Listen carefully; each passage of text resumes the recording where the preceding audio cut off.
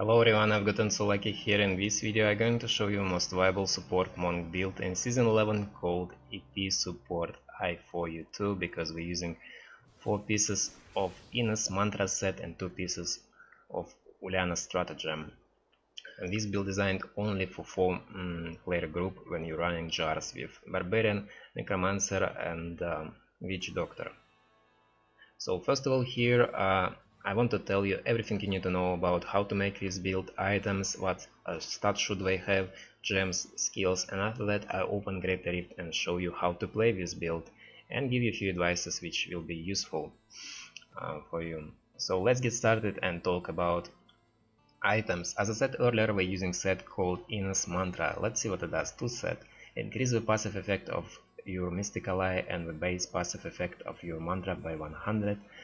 4 set bonus, gain the base effect of all 4 mantras at all times. That's great because instead of 1 mantra we have 4, as you can see here, and they give us more, so we give more damage and damage reduction for our group. That's great. We need Inna's Spirit Stone, belt, pens, and when we're using Incarnate Cube, a ring of Royal Grandeur reduces the number of items needed for set bonuses by 1 to a minimum of 2, so we get 4 set bonus. And ideal stats for our Spirit Stone: Vitality, all resistance, life and primary. In secondary you wanna see maximum spirit, pickup radius and socket. Keep in mind it's a list of ideal stats, like best stats you can get. It's not actual order in which you should get them. If you need this information you can check my written guide. I put link in the description below video.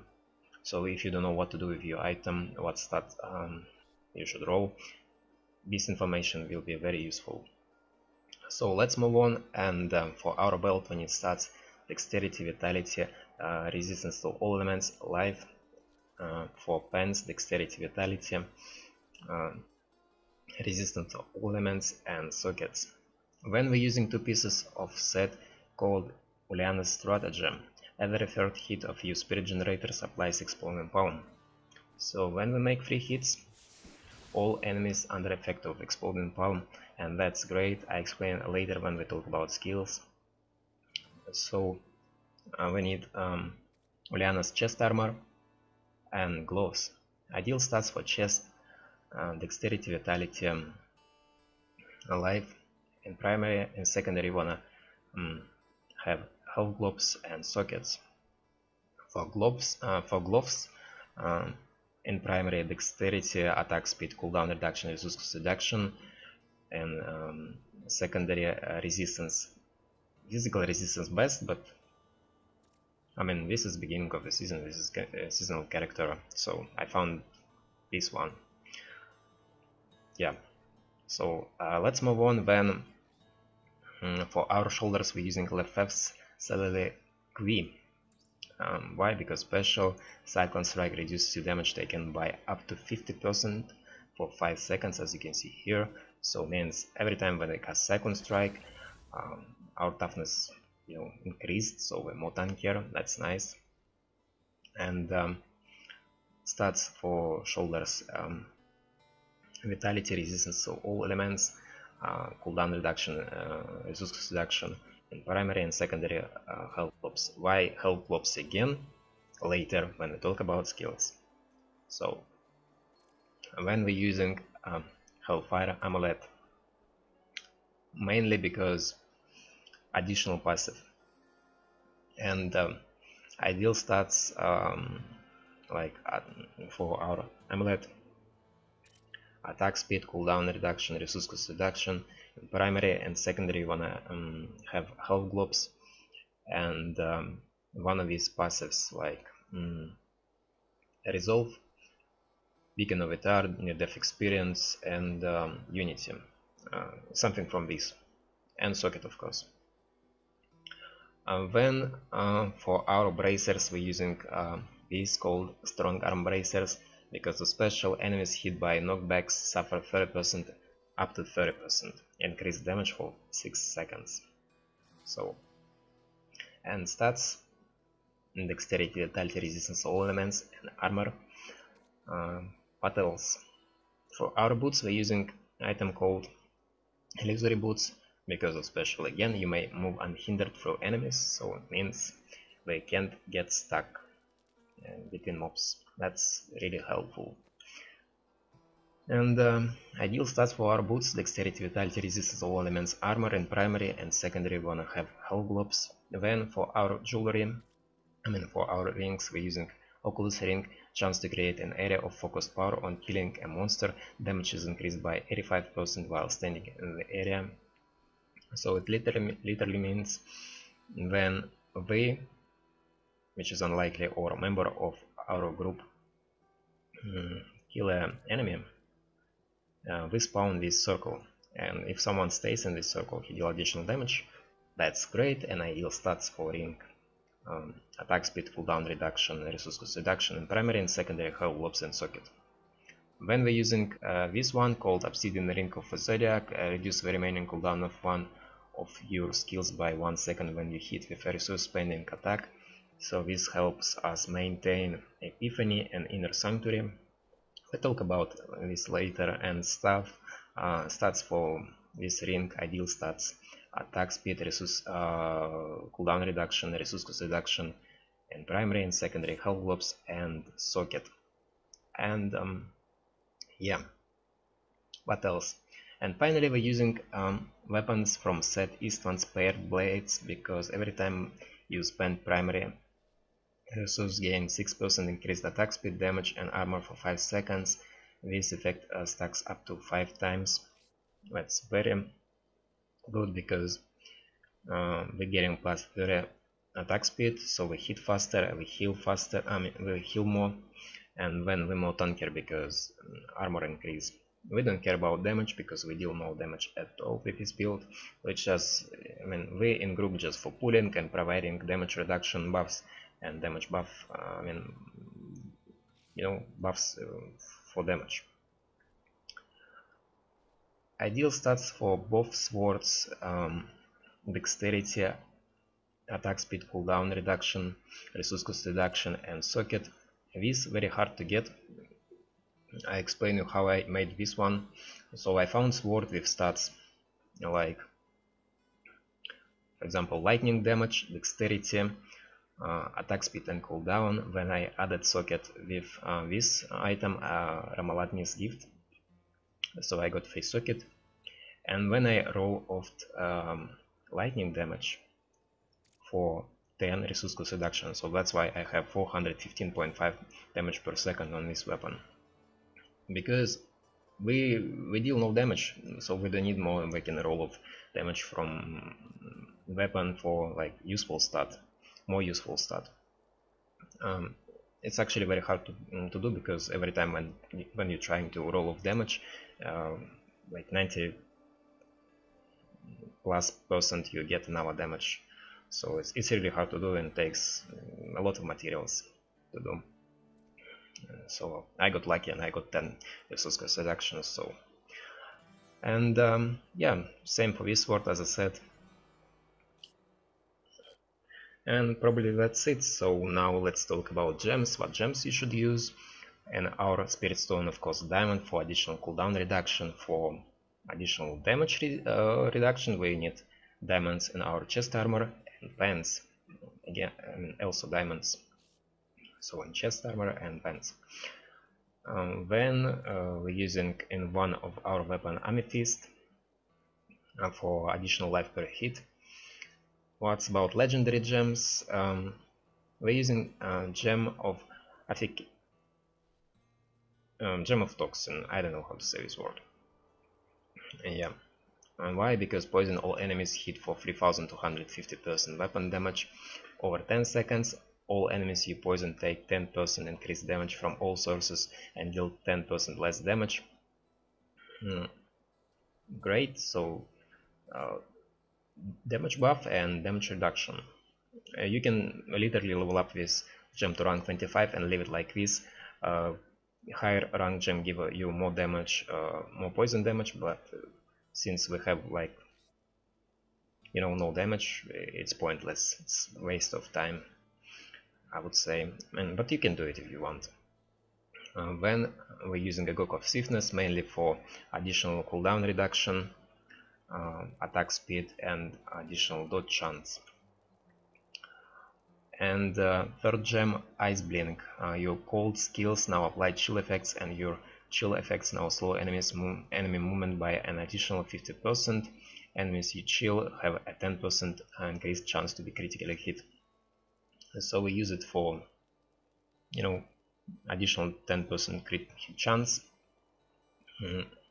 Same story, level up to rank 25 and leave it like this. And that's it. That's it about legendary gems. Oh no, wait. We also use gem of this in one of our weapons. Why? Because monster kills grant plus 5500 experience. To be honest, it does nothing. Because, for example, to get next Paragon level, I need how much? Billions. And you can imagine how many mobs I need to kill so I can get at least one Paragon level from this gem, but we're using that because we don't need that much life per hit. So you can use or Amethyst, second Amethyst in your weapon, or this one if you like have no problems with survivability. Well, that's it. Now let's talk about Kanai's cube. In our Kanai's cube we use a Flying Dragon, chance to double your attack speed when attacking, so they can get literally double attack speed, and we heal, faster, and I explain later in a bit. Then Spirit Guards for armor slot. Your Spirit Generators reduce your damage taken by 40% for 3 seconds. So for damage reduction, interior you always want to extract strong arm bracers and cubes, so you have 30% increased damage. But I found this with maximum rolling specials, so I'm using them on my character, on my monk, and then Spirit Guards in cube. So, but you can swap this. And then the Ring of Royal Grandeur. So yeah, what's now? And that's it. Probably that's all you need to know about gear, items. First of all, I wanna say you wanna get as much cooldown reduction as you can, and then health globes. That's like most important, two most important stats. Let's talk about skills finally. For our skills, we're using Crippling Wave with rune Tsunami. Why? Because Tsunami rune cold rune, and means we apply Ice Blink, so critical hit chance higher for our for example, I don't know, Necromancer and Witch Doctor. So as you can see here, every third hit also freezes enemies within 17 yards for 1 second, and as well as slowing their movement speed by 30% and attack speed by 20% for 3 seconds. So it means we make 3 hits, and in 17-yard range we apply Expulling Palm on all enemies because of 2 pieces Uliana stratagem, and then also proc Gem of Toxin and Ice Blink and other stuff. Then we're using Cyclone Strike for pulling and Rune Implosion because Implosion have a wider range. Nothing to explain, I don't know, you need to pull. Then we we're using Expulling Palm the Flash is weak. Why? Well, as you can see here, cause an enemy to bleed for 1200% weapon damage as physical over 9 seconds. So it means with every third hit we apply Exploding Palm on all enemies we hit, third hit. And Exploding Palm bleed effect, and it means our Witch Doctor deal additional damage because he always uses Pain Enhancer legendary gem. And as you can see here, granting you 3% increased attack speed for each bleeding enemy within 20 yards. So we applied bleed effect for him, so he deal more damage. That's why. And then we use, my flash is weak rune on our action bar, because enemies hit take 15% additional damage for 9 seconds. That's why. When we're using Inner Sanctuary Temple of Protection, mainly because, create a runic circle of protection, which give damage reduction 55%. Allies inside Inner Sanctuary are also immune to control and pairing effects. You can use here different rune called Safe Haven for additional life per second if you want. These two, both good. Choose one you like more. Sometimes group asks me to use Safe Haven, but most of the time I'm running with Temple of Protection. When we're using a skill called Epiphany with rune Soothing Mist. So let's see what it does. Imbue yourself with water, causing your abilities to heal yourself and allies within 30 yards for 16,093 life. Heal amount is increased by 4% of your health block healing bonus. So what it means, when we use the Epiphany, every time when we hit, we heal all allies within 30 yard range. When I cast skill, I also heal, and heal amount is increased by 4% of your health globe healing bonus. That's why we wanna have as much globes as we can on our shoulders, amulet, torso, both rings and boots. Main reason. Well, yeah, I think that's it. That's all you need to know about Epiphany.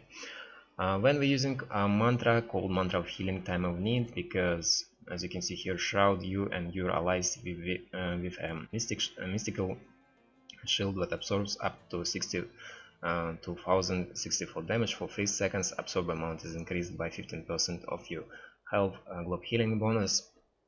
So every time when we cast mantra, we give our group shield for 3 seconds, which absorb, in my case, 85,000. So more globes you have, more shield can absorb. And when Mantra of Healing also reduce damage taken by 30% when you below 50% life. So that's it. If you don't have that many pieces of gear with globes in secondary, like for example, how to say, to use this mantra you need minimum 5 pieces of gear with globes, minimum. If you have less, use Mantra of Salvation with rune agility for extra dodge chance, and search for better gear. Let's talk about passive skills now. We're using Resolve for damage reduction, of course, then Beacon of Vitar for cooldown reduction, near death experience. Let's talk about near death experience. So build is very tanky and you shouldn't die, but sometimes you luck or you was distracted, and in theory, you can die. So, but if somehow your character die, it means like very high chance you witch doctor die too. So that's why we don't want to take any chances here, and that's why we use near death experience, and then unity for damage buff. And fifth passive, let's talk about fifth passive. So if we're using Mantra of Healing, we need passive called Chant of Resonance. Let's see what it does. Chant of Resonance, the spirit cost of mantra activation effects are reduced by 50%, and you gain 4 spirit every second when you have a mantra learned. So literally means we got resource cost reduction and then some spirit regeneration, which is nice. So we can spam like this, which is really good. Yeah, so if you're using Mantra of Healing, use passive. For fifth passive, use Chant of Resonance. If you're running with Mantra of Salvation, Rune Agility, you need different passive called Seize the Initiative, which give you additional attack speed. So that's why you wanna craft Hellfire Amulet with passives like Resolve. What else? Beacon of Tar, Near Death Experience, and Unity. Well, yeah, And that's it, I think. Oh, right, I should mention for new players probably how I have, like, you know, for example, 2 skills from focus category. So to do so, you need to go in option, gameplay, and check this one, elective mode, enable full customization of skill selection and placement on the action bar. So when you check this option, you can move your skills around at your will. And yeah, that's probably it. Let's talk about potion. For our potion, best choice here, bottomless potion of amplification. Why? Because increases healing from all sources by 25% for 5 seconds, means when we use that for 5 seconds our health globe healing bonus increased. So we heal more with Soothing Mist, we give shield which absorb more damage. So use this one. And Paragon. Let's talk about Paragon.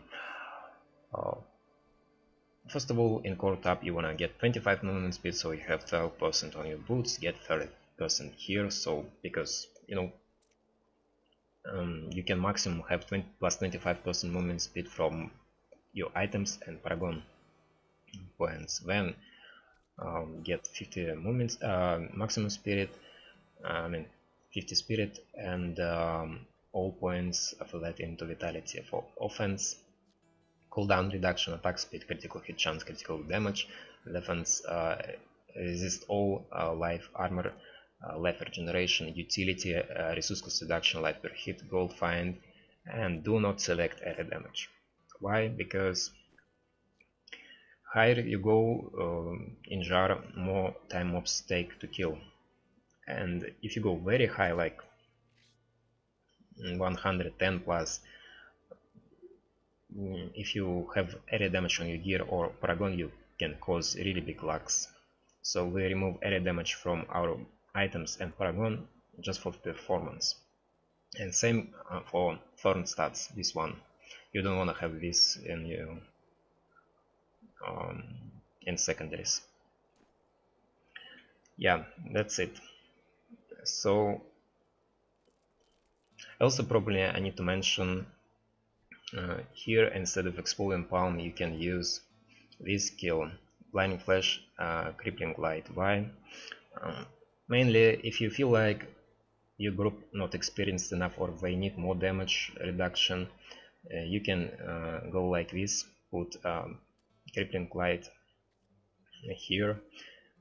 You still apply, you know, Exploding Palm effect on all mobs within 17 yard range, so Witch Doctor deal more damage, and you can also, you know, you're getting additional damage reduction because enemies that are blind deals 25% reduced damage for 5 seconds after the blind wears off. Yeah, but we're of course losing like 50% additional damage from rune where Flash is weak, but it's possible, it's option, so you can do that. And that's it. Now I need to show you how to play it. So first of all let me explain. When you enter Rift, you use mantra, so you spam it when you found big open area, for example here, and a lot of enemies around us. You drop Santry, use the Epiphany, or use it before. It's like depends on Rift. So you drop Santry, you pulled, and you fight, and you always spam mantra, and that's it. That's like basic, and you're always trying to cover Witch Doctor. Right now I open Great Rift and show you, like, you know, real gameplay. So let's go. As soon as you enter Great Rift, first thing you wanna do, make sure your whole group in Rift, not loading. So then you use Epiphany and start spam mantra when you're searching for spot where you can in theory take fight, like this one. Okay, Necromancer is way too strong in this patch. So we killed yellow, not enough white mobs, so, and we should go just a few more. Actually it's another yellow here, I don't see it. Here we go. yeah, so basic advices. Cover Witch Doctor first of all, always, because only he can kill white mobs, you know. When Necromancer or Demon Hunter or Wizard, it depends on with whom you're running, focusing on killing Elite and, you know, therefore to kill Reef Guardian. So you trying to keep them both alive, but Witch Doctor more important. What else? Let us finish with Elite, nice, so we can go. Not much here, we should move. Keep moving. Now Elite. I place Sanctuary here, and yeah, drop Sanctuary using Cyclone Strike when Epiphany, and keep spamming mantra. Each cast of Cyclone Strike proc Obsidian Ring of Zodiac, so it will help us to maintain inner Sanctuary and have 100% uptime on Epiphany. You know. Yeah, and you just like fighting.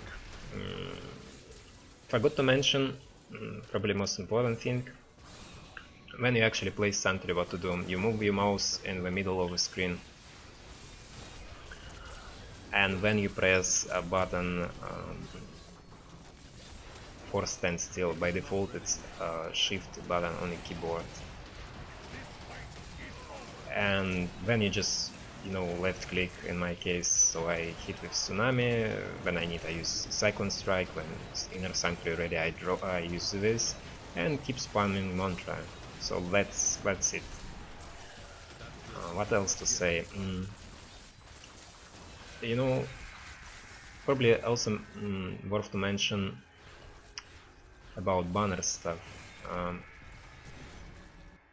So Barbarian can see much more than we do, because he's scouting, we like stuck here because we have to fight, and yeah, sometimes he drop banner like this one.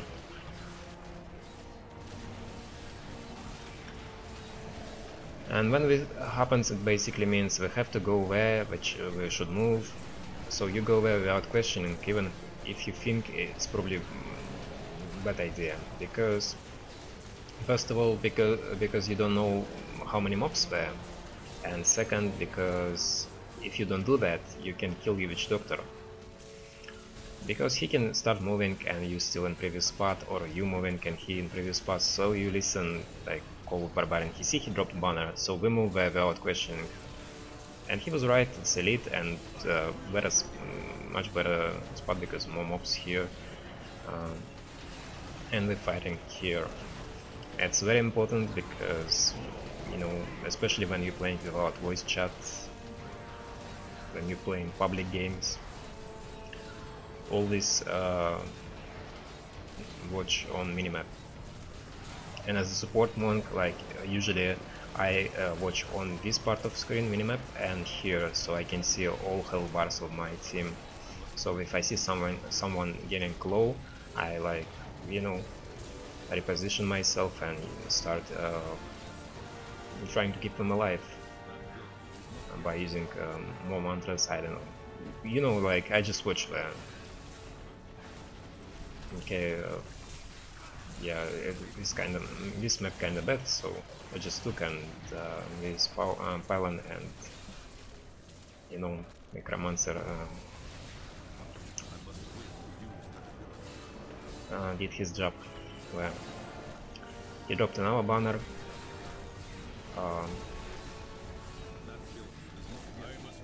I procced because misplaced Sanctuary a bit. It happens. It's okay. What else?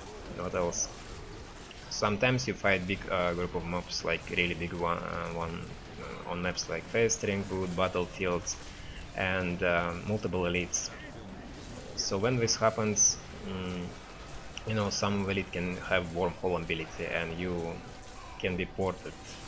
and then you don't know where exactly your witch doctor stays. So you in theory you can guess, but chance where you can miss with Sanctuary and means you know, most of the time death for him, and we don't wanna this happens. So what we do when nothing here, we should go like literally nothing. I just drop Sanctuary so we don't die, but we should move.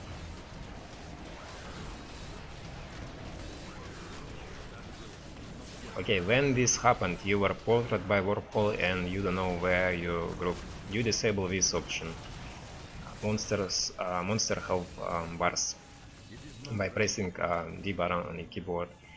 This way you have only green bars of players, and you can easily understand where exactly he stays. So probably not very good spot. We should move in big room. Yeah, go. Nice. So yeah, you found him, you drop Sanctuary, and you just enable this option again. Another trick, I would say. What else? I don't know. Like, listen your group, watch on minimap.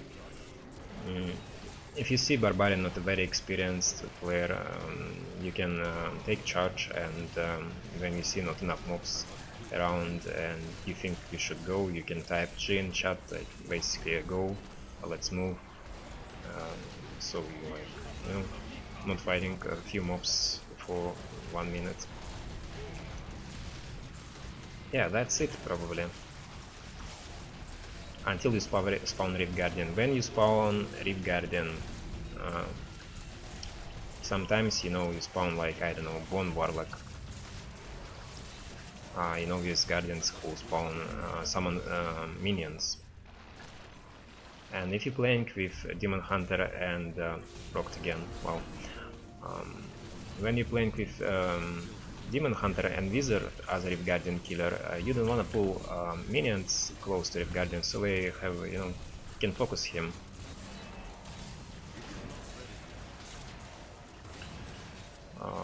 It's very questionable. We're moving. I mean, it's big room, he's right, but okay, we made it. Yeah, you don't want to pull minions close to Rift Guardian so they can focus him. Then you use, instead of Cyclone Strike, X-Pull and Palm on Rift Guardian, so you proc Obsidian Ring of Zodiac. In my case, I just like do like this. And that's it. That's probably all you need to know. After that, just practice, and again practice.